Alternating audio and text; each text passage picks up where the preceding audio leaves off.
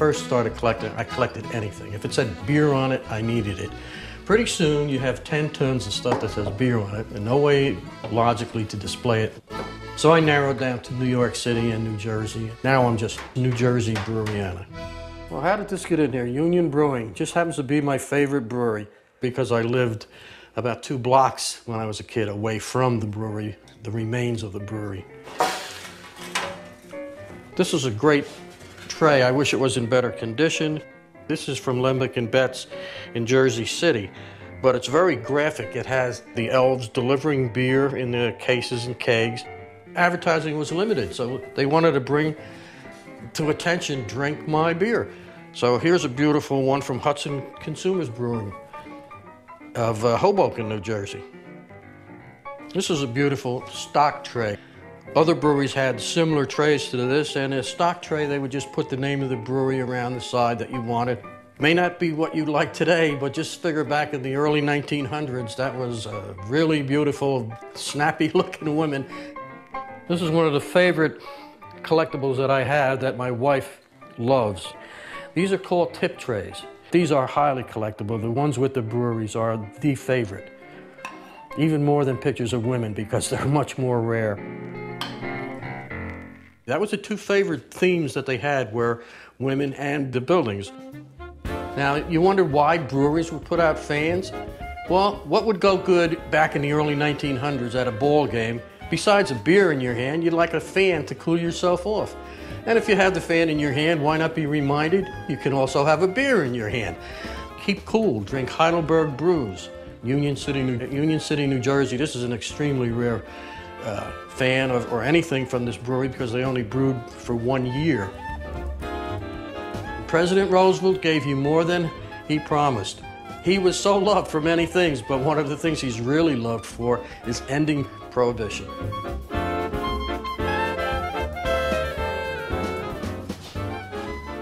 Well, the most special cans here are the Kruger cans.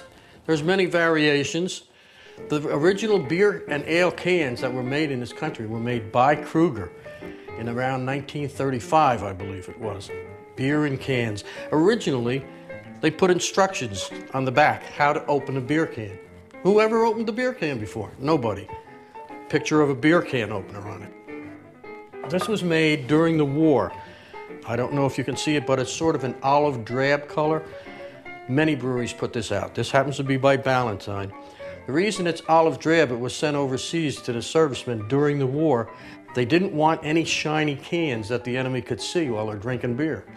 So they made a very dull finish, and that's where they're from, World War II. My favorite thing at the moment is tap knobs because they're visual and I can display them. This case is obviously my pride and joy. These knobs here, Hub City, Cars, these are very rare knobs from small New Jersey breweries. Probably one of my favorites, although not the most attractive, would be United Ale. This is the only knob I've ever known to be in existence that has ale on it. I have a couple that are United Beer, but they're not unique. This, as far as I know, is unique. I traded it off of another collector who would probably shoot me to get it back now. I have about 200 different knobs. In the world of New Jersey Breweriana, I probably would, not boasting, but probably #1 when it comes to tap knobs. New Jersey tap knobs only. It's very hard to put a dollar value because it depends on a collector. If I want something very bad, I'm going to pay 10 times what somebody else is going to pay for the same thing. With this tray here, I've never seen another one like that. I mean, this could be the only one in existence, so it's hard to put a dollar value on things like that. I have some vicious competitors, believe me. This is very fragile heirloom. There's a photo of my grandfather behind the bar, because this was his bar. So this is priceless to me, of course. If you look in the background where my finger just pointed right there, it's a tin sign from Lion Brewery in Newark. Not in the best of shape, but as far as I know, this is the only one in existence. They sort of not put in the fact that there was other buildings around, and it was not the only structure next to the canal, and it's probably of a grand size. Also, there was no mountain over here for a lion to stand on, but they took a little bit of liberty there. But it sure is eye-catching, and that's what they cared about, was look at this grand brewery we have.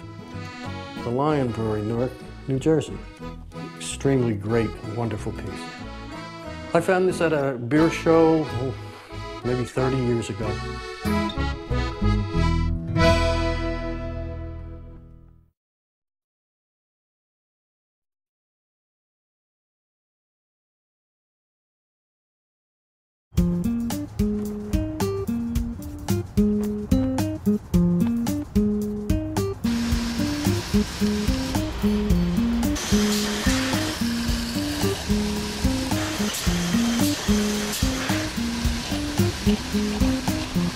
Was I the first female brewer?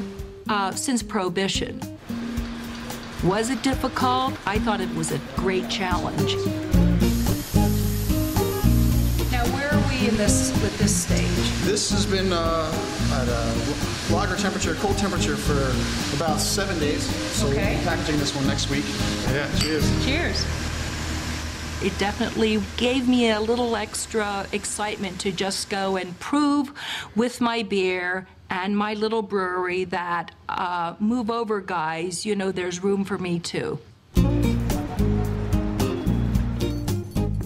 I'm Carol Stout. I'm the founder of the Stout Brewery, a small craft microbrewery in Adamstown, Pennsylvania. It's about 2.5 hours from Manhattan.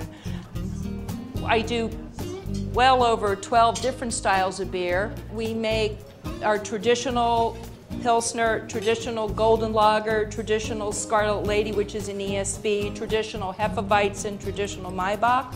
Those I've made for 19 years. My husband always wanted to make beer, and unfortunately, with his restaurant and liquor license, it was illegal in Pennsylvania. So he drugged me to this conference in Portland, Oregon. And for 7 days, I was on this bus with about 50-some males, young, medium, old, and all we did was talk about hops, stainless steel, malt, and drink taste, I shall say, from morning until night. At the end of that trip, it's either I would never ever look at him or another beer or beer ingredients, or you fell in love with it, which I did. This beer is 8 different barley malts. And if you think about different roasts of coffee, we actually have different barley malts that are roasted at different temperature levels, thus parlay color and also flavor to the beer. And then we add about maybe 20 pounds of raw oats, which give a lot of body, some flavor, and also mouthfeel. I learned pretty much by trial and error. I visited lots of breweries in Germany, 29 breweries in Germany. I visited lots of breweries in the West Coast, in Canada, and then with the German brewmaster consultant, Karl Strauss, I just dug in. The third beer that we're going to taste is a double IPA. Double IPAs have become the craze over the last 2 years. This is a big, big, big beer. However, since it has a lot of alcohol, we don't just want hops in your face. We really want to have some malt to really build it up. My first beers that I made were Stout's Golden Lager. Why was that my first beer? It's my husband's favorite beer. And my first batch was not a 3-barrel homebrew. My first batch was a 15-barrel batch. I kept my fingers crossed.